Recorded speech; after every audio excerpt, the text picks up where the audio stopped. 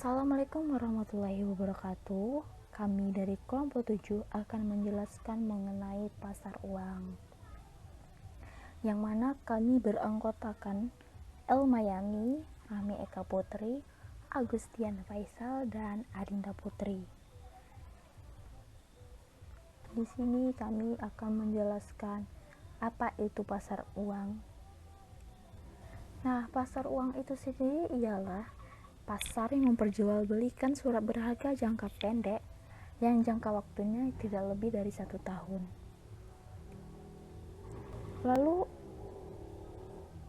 Lalu apa perbedaan antara pasar uang dengan pasar modal? Dilihat dari jangka waktu, pasar uang berjangka waktunya itu jangka pendek, sedangkan pasar modal jangka panjang. Pasar uang, produk yang diperjualbelikannya itu sendiri ialah sertifikat Bank Indonesia, surat berharga pasar uang. Sedangkan pasar modal, produk yang diperjualbelikannya itu sendiri ialah saham, obligasi, dan reksadana. Nah, dari segi hasil, pasar uang hasilnya itu sendiri yaitu bunga, sedangkan pasar modal ada dividen dan capital gain. Dari segi pelaksana, pasar uang itu sendiri pelaksananya ialah Bank Indonesia, sedangkan pasar modal yaitu perusahaan efek dan bursa efek. Dari segi peranan pasar uang itu sendiri ialah sebagai peranti operasi pasar terbuka, sedangkan pasar modal yaitu alternatif pendanaan perusahaan dan alternatif investasi bagi pemilik modal. Nah, lanjut, apa saja fungsi dari pasar uang? Yang pertama itu sebagai penghimpun dana berupa surat berharga jangka pendek. Yang kedua, sebagai sumber pembiayaan bagi perusahaan untuk melakukan investasi. Yang ketiga, sebagai perantara bagi investor luar negeri dalam menyalurkan kredit jangka pendek kepada perusahaan di Indonesia. Yang keempat, memberikan informasi mengenai kondisi moneter, preferensi, dan tingkah laku peserta pasar uang. Selanjutnya, apa saja karakteristik dari pasar uang itu sendiri? Antara lain ialah orientasi profit, menekankan pada kredit jangka pendek. Lalu pasar uang itu sendiri bersifat abstrak, tidak ada tempat khusus untuk perdagangannya seperti pasar modal atau pasar barang. Lalu transaksinya secara over the counter, yang mana dilakukan oleh setiap peserta melalui desk atau dealing masing-masing pelaku pasar. Selanjutnya, transaksi pasar uang bagi bank dilakukan oleh pejabat yang diberi kuasa yang disebut dengan dealer money market. Lalu instrumen pasar uang mudah diperdagangkan kembali dan bersifat liquid atau mudah dicairkan. Lalu apa saja manfaat dari pasar uang? Yaitu terpenuhi kebutuhan dana jangka pendek bagi perusahaan, lembaga keuangan, dan pemerintah dari overnight sampai tempo 1 tahun. Bagi pihak yang surplus dana, pasar uang dapat dimanfaatkan untuk menyalurkan dana yang idle atau tidak terpakai. Lalu bagi bank, pasar uang dapat dimanfaatkan untuk memenuhi kebutuhan likuiditasnya agar selalu giro pada bank sentral tidak negatif akibat kegiatan clearing. Lalu siapa saja peserta dari pasar uang? Peserta dari pasar uang itu sendiri ada bank, lembaga pemerintah, perusahaan asuransi, yayasan, lembaga keuangan lainnya seperti koperasi, pegadaian. Lalu ada perusahaan-perusahaan besar, individu, dan broker. Bagaimana contoh mekanisme transaksi di pasar uang? Nah, contohnya itu ada Bank Harta mengalami kalah clearing sehingga meminjam bank kepada bank karun di pasar uang antar bank. Dengan demikian, Bank Indonesia akan mengkredit bank karun di Bank Indonesia dan mendebit akun Bank Harta di Bank Indonesia. Nah, dengan demikian, Bank Harta memiliki cadangan giro yang cukup di Bank Indonesia, namun bank tersebut berhutang ke bank karun. Apa saja instrumen dari pasar uang? Ada call money, sertifikat Bank Indonesia, surat berharga pasar uang, sertifikat deposito, banker acceptance, dan terakhir itu repurchasement agreement atau repo. Nah, Kita akan menjelaskan satu-satu. Yang pertama itu ada call money. Call money itu sendiri adalah penempatan atau peminjaman dana jangka pendek dalam hitungan beberapa hari antar bank. Lebih jelasnya, call money adalah instrumen bank dalam mengatasi kekurangan atau kelebihan dana jangka pendek yang bersifat sementara. Bagi bank yang menempatkan pinjaman singkat merupakan aktiva bank, sedangkan bagi bank yang menerima penempatan, pinjaman singkat merupakan kewajiban. Pinjaman singkat dibukukan dalam rekening antar bank. Yang kedua ada Indonesia. Sertifikat Bank Indonesia adalah surat berharga yang dikeluarkan oleh Bank Indonesia sebagai pengakuan utang berjangka waktu pendek kisaran 1-3 bulan dengan sistem diskonto atau bunga.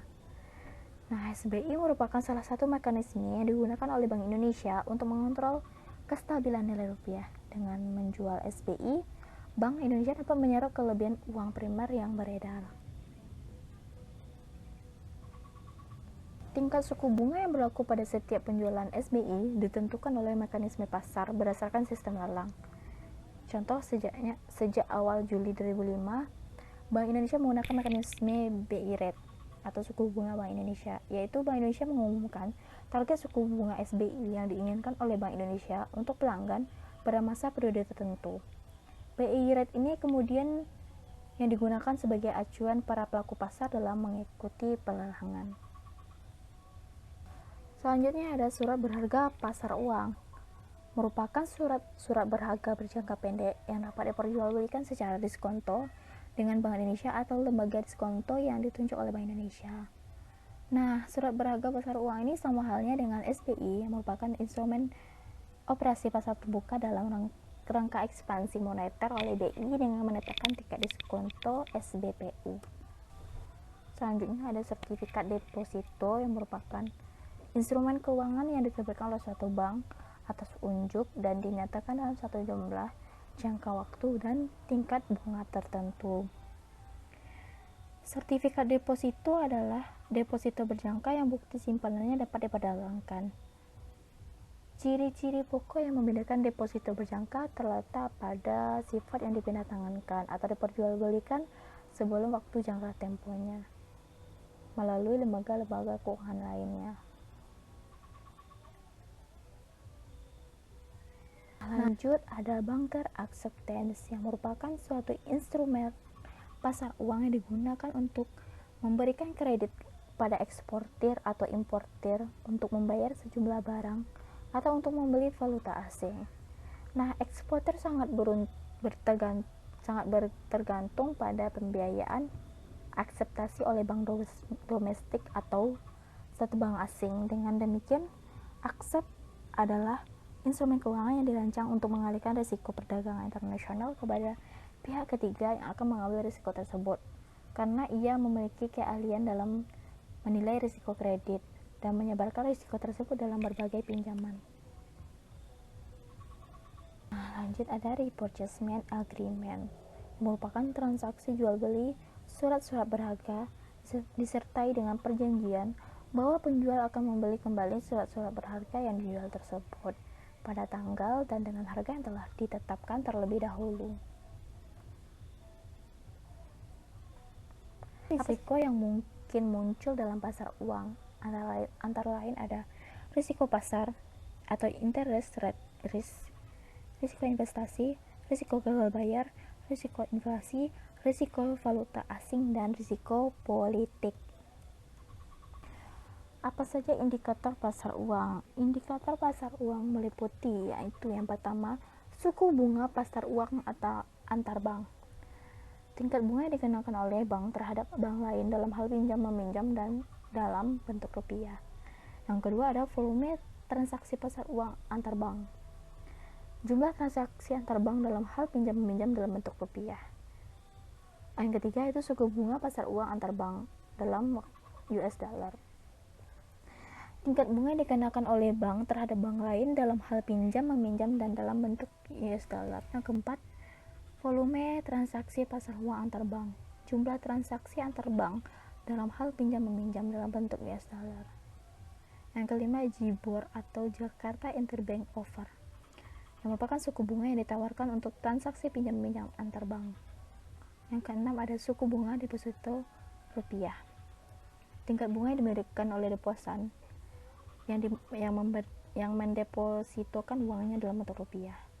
Yang ketujuh, ada suku bunga deposito dalam US dollar. Tingkat bunga yang diberikan oleh deposan yang mendepositokan uangnya dalam bentuk US dollar.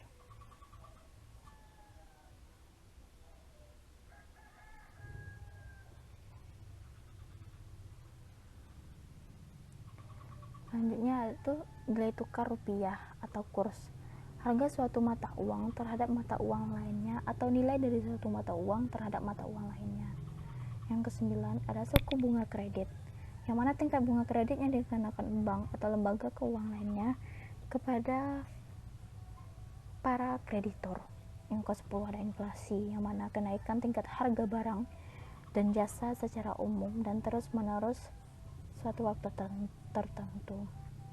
Selanjutnya ada indeks harga konsumen, yang mana angka indeks yang menunjukkan tingkat harga barang dan jasa yang harus dibeli konsumen dalam suatu periode tertentu. Selanjutnya ada sertifikat Bank Indonesia, yang mana instrumen investasi jangka pendek yang bebas risiko. Nah, dengan berakhirnya yang tadi, maka berakhirlah penjelasan saat ini. Maka kami dari kelompok 7, apabila ada kesalahan mohon maaf. Kami akhiri. Wassalamualaikum warahmatullahi wabarakatuh.